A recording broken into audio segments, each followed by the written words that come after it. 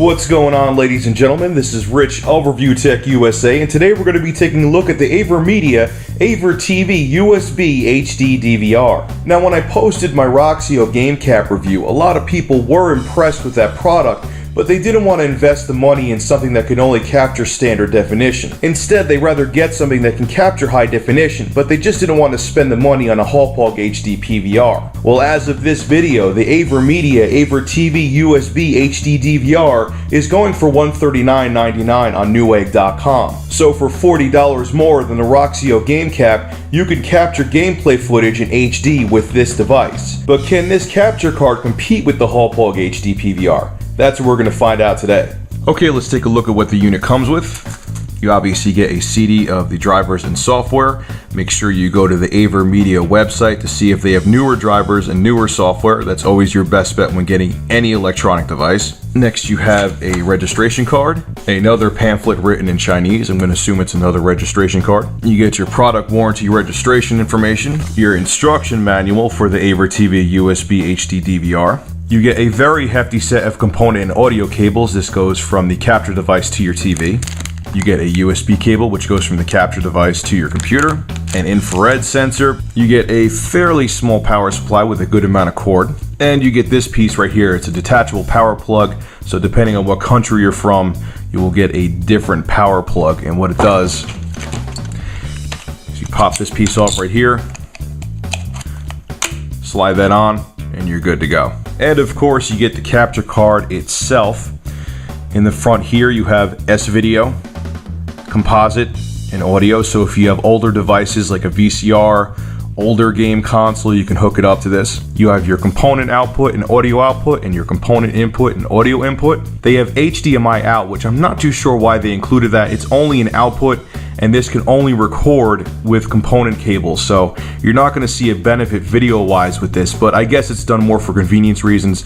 If you ran out of component inputs on your TV, or it's just easier for you to use HDMI. It's not bad that it's there, but it's not really a needed feature. There's your input for your infrared sensor, your USB cable input, and your power port. As you see, it has a glossy finish. It's going to be a fingerprint magnet, but it's a capture card, so I wouldn't be too concerned about that. And this HD DVR is very small. All right, just want to show you a quick comparison real quick. This is the Hauppauge HD PVR, and this is the AVerMedia solution.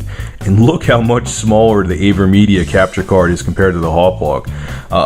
Width-wise, they're pretty much, flip back a little bit, they're pretty much the same, but look at the thickness and look at the height. The AVerMedia is tiny compared to this thing. Let me stack them for a second. As you see, it's much smaller. And what's interesting is they're pretty much packing as many inputs and outputs in the AVerMedia as they do on the Hauppauge HD PVR. The only thing the Hauppauge has is an optical input and output, so if you're hooking it up to a cable box or a Blu-ray player, you can get your audio from that, but that's really it. And well, the AVerMedia HD DVR has the HDMI output, so it has something that the Hauppauge doesn't, but pretty much they both have the same inputs and outputs, and the AVerMedia is a much smaller package, tiny compared to it. Alright, ladies and gentlemen, I think I have some good test material for this capture card. I have Dirt 3 and Infamous 2. So now I'm going to take this card upstairs, set up the software, and see if the AVerMedia HD DVR is a good alternative to the Hauppauge HD PVR. Let's go find out. Okay, so the first thing we'll take a look at is the software suite that comes with the capture device. This is what you're going to use to record your video, convert your files so they'll work with your editing software, and it comes with a couple other bells and whistles too. First thing you have here is this is where you record your video. I'll show that to you in a second. Obviously, this is where you're going to record your cable box or your gaming consoles. This allows you to watch Blu-ray and DVD and video CD movies. Who watches video CD anymore is beyond me, but they give you the option. They give you a way to edit. I tried it a little bit. Honestly, it's not what you're going to want to edit your videos in, but they give you the option. And this one's actually very important. I'll explain why in a second. So let's go back first to the record video section. And as you see, I have Killzone 2 going on in the background here. Up here, you'll see your source is the AVerMedia USB HD capture device. If you don't see anything there, there's an issue going on, just hit the refresh button. If you actually still don't see it, then there's something else going on. You may have to reinstall your drivers. This is very important because this is where you pick out your video input. A lot of people will get nervous and say, hey, I'm not seeing my PlayStation 3 show up or my Xbox 360 or my Wii show up in the preview screen. Make sure that you are selecting component, because there is composite video, S video, and the YPBPR is component. Click on that. I record my videos in 720p. Honestly, for YouTube and Blip, it's more than adequate. I am not a fan of 1080i or 1080p yet. You could pick over here your resolution. Actually, it picks up the resolution. You don't even have to switch it. And then you have your video output. You want it to be 720p, of course. Then you have your video bitrate, where you could pick a variable bitrate or constant bitrate, and I recommend staying on constant bitrate. This is the bitrate I use with the other version of ArcSoft that came with the Hauppauge, so I stayed at 13,000 kbps. And the audio format, they only give you one option. Another thing I kind of don't like, which is MPEG-1 level 2. And I keep the audio bitrate the highest they have. Now, the biggest disappointment with this capture card is that they only give you one format to record in, and that is TS. That's it. No MOV, no other options. And unfortunately, TS does not work with Vegas, and that's where I edit all my videos in. So that's a big problem with me. But the good thing is, and it saved this card, at least for me, is that you can convert the video in the same software. It comes with video conversion software. So if TS doesn't work in whatever you're editing your videos in, you could simply convert it and it works just fine. I'll show that to you right now. But once again, this is the capture module. This is where you're going to actually be recording the video, and it installed the first time, no problem. Driver installed the first time, no problem. It was very easy to set up and use, which is a very good thing. One other thing before we move on I forgot to mention before is the capture volume. This is very important. The original volume was set to 19, and when I was recording gameplay footage from the PlayStation 3, it was too loud and it was distorting the audio. So I don't think there's anything wrong with your capture device. It's actually just that the capture volume is set too high, so just lower it. I recommend like 13 or 14 and you'll be fine. So if you hear distortion when you're recording from your gaming consoles or from your cable box, just lower the volume right here.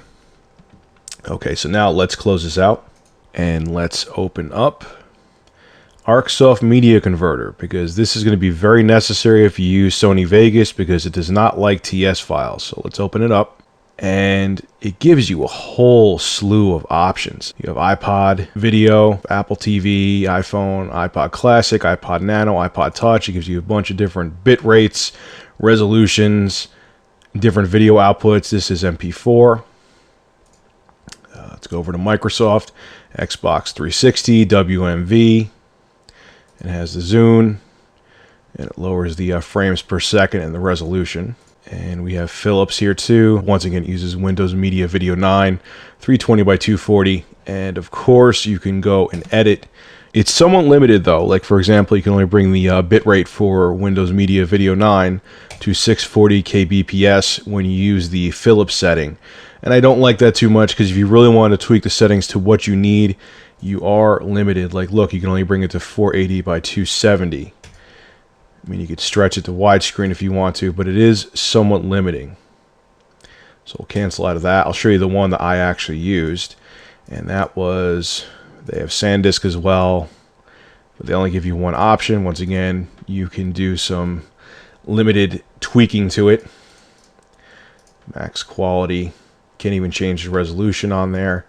And I know these are meant for certain devices, but like I said before, you know, it would be nice to make this what I need it to be for the software I'm using it for. I wish they took it a step further. But once again, let's go to Sony. It has 1280 by 720. The max kbps you could set it to is 8,000. Wish you could do 13 to match the original file, but I can't. 29.97 frames per second. That can't be changed. Can only do up to 30. And a resolution, once again, of 1280 by 720. I can go to 1920 by 1080, but my original file wasn't in 1920 by 1080, so no use doing that. You can improve the audio quality up to 320 kbps, and you can change the sample rate to 48 kilohertz. That's my only problem, like I said before, is that I wish they gave you more options and let you spread your wings more with this software. But it works just fine, and it makes the video look great. So what we'll do is we'll leave it on what I had, and all you have to do is add a file. We'll add in, I don't know, Outland. Great game, by the way. And I'll just render it to my desktop. And there you go. You can change your CPU priority. The higher the priority, the faster it'll convert. But if you're doing other things in the background, it'll make those choppy. So I recommend keeping it on normal.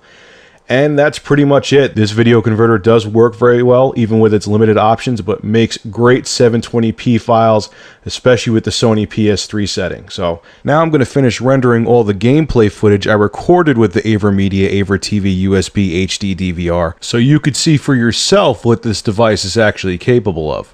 Let's take a look. Medium right. Keep right over crest. 60.